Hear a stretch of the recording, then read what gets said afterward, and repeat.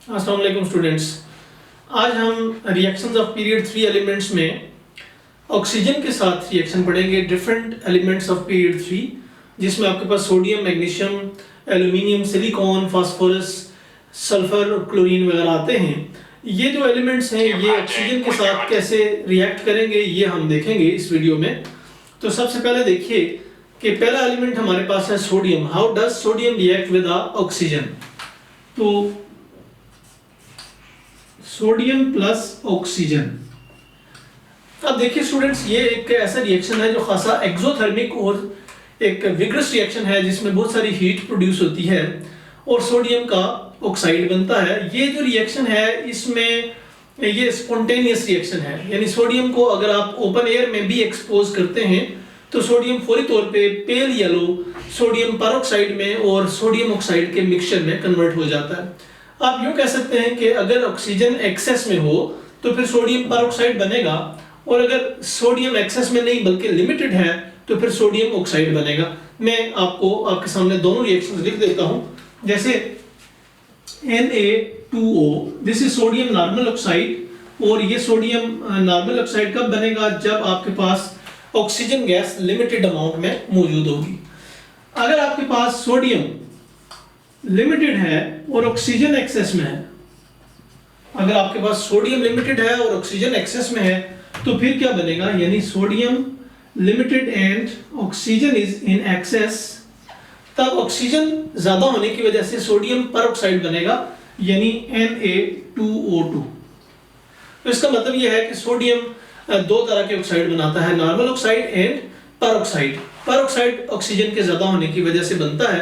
अब परऑक्साइड की जो इंडिकेशन है वो क्या है, मैं आपको बताता चलूं कि सोडियम का जो नॉर्मल ऑक्साइड है उसमें ऑक्सीजन की ऑक्सीडेशन स्टेट -2 होती है, यानी यहाँ पे ऑक्सीजन की ऑक्सीडेशन स्टेट -2 है, जबकि यहाँ पे ऑक्सीजन की ऑक्सीडेशन स्टेट -1/2 है। तो परऑक्साइड्स में ऑक्सीजन की ऑक्सीडेशन स्टेट -1 होती है, जबकि नॉर्मल ऑक्साइड्स में ऑक्सीजन की ऑक्सीडेशन स्टेट -2 होती है। तो ये नॉर्मल ऑक्साइड, इसको मैं यहाँ पे लिख लेता हूँ, सोडियम का normal oxide, and this one is sodium peroxide। so दोनों जो है ऑक्साइड्स बनते हैं।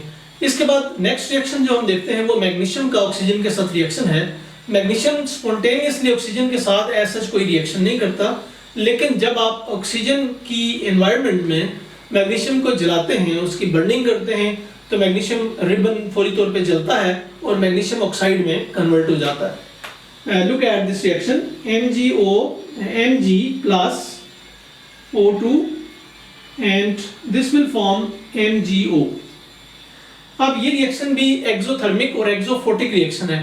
अगर मैं इसको एक्सोफोटिक रिएक्शन लिखूं तो ये ज़्यादा बेहतर होगा, क्योंकि इस रिएक्शन के दौरान लाइट प्रोड्यूस होती है।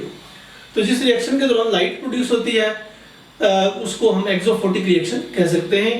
तो मैग्नीशियम ऑक्साइड का बनना या मैग्नीशियम का ऑक्सीजन के साथ जो रिएक्शन है, दिस इज एक्सोफोटिक रिएक्शन। नेक्स्ट एलिमेंट हमारे पास आता है एल्यूमिनियम। एल्यूमिनियम को जब आप ऑक्सीजन में बर्न करने की कोशिश करते हैं, if it is finally divided aluminium, यानी पाउडर्ड फॉर्म में लेंगे और ऑक्सीजन के साथ इसको जलाएंगे, तो अपर सरफेस पे एल्यूमिनियम ऑक्साइड बनेगा। यानी हर जर्रे के अपर सरफेस के एलिमेंट्स जो हैं, एटम्स की जो अपर सुपरफिशियल लेयर होती है वो ऑक्साइड में कन्वर्ट हो जाती है।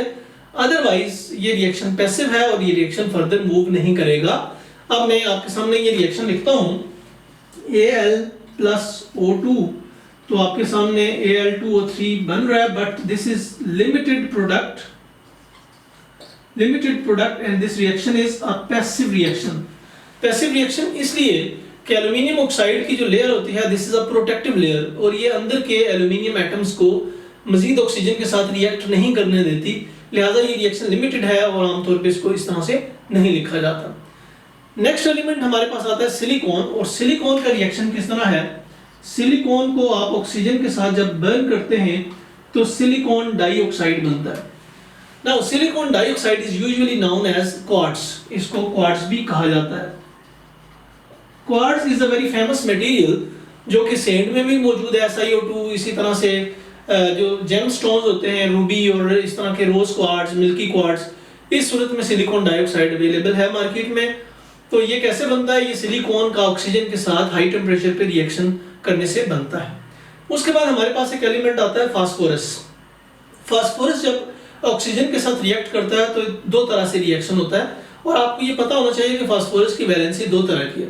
फास्फोरस +3 ऑक्सीडेशन स्टेट में भी अपने कंपाउंड्स बनाता है, और फास्फोरस +5 में भी, यानी +5 ऑक्सीडेशन स्टेट में भी कंपाउंड बनाता है। अब डिपेंड करता है कि ऑक्सीजन की अवेलेबिलिटी कितनी है।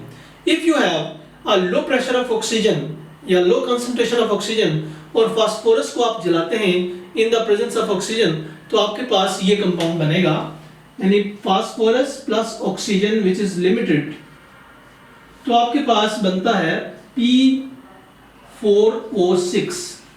P4O6 को P2O3 भी कहा जाता है, और ये डाइफास्फोरस ट्राइऑक्साइड भी इसको कहा जाता है, फास्फोरस ट्राइऑक्साइड भी इसको कह सकते हैं आप। ये कब बनेगा? जब ऑक्सीजन लिमिटेड अमाउंट में आपके पास मौजूद होगी। सिमिलरली अगर आपके पास फास्फोरस है और ऑक्सीजन आपके पास एक्सेस में है, if oxygen is present in excess, तो फिर आपके पास बनेगा P4O10। अब जो P4O10 होता है that is also written as P2O5। P2O5 इसका मतलब है कि P2O5 का डाइमर है P4O10, तो इसको फास्फोरस पेंटाऑक्साइड कहते हैं। तो फास्फोरस पेंटाऑक्साइड कब बनेगा? जब आपके पास ऑक्सीजन एक्सेस में होगी और फास्फोरस को आप ऑक्सीजन में बर्न करेंगे, तो यू विल गेट P4O10। इसके बाद हमारे पास क्लोरीन आ जाता है। क्लोरीन का ऑक्सीजन के साथ कोई डायरेक्ट रिएक्शन नहीं है, and then argon is a noble gas, और जाहिर है कि नोबल गैस का किसी भी चीज के साथ कोई रिएक्शन आर्गोन का ऐसा कम से कम नहीं होता। So this was the detail of the oxygen reactions with the elements of period 3. Thank you very much.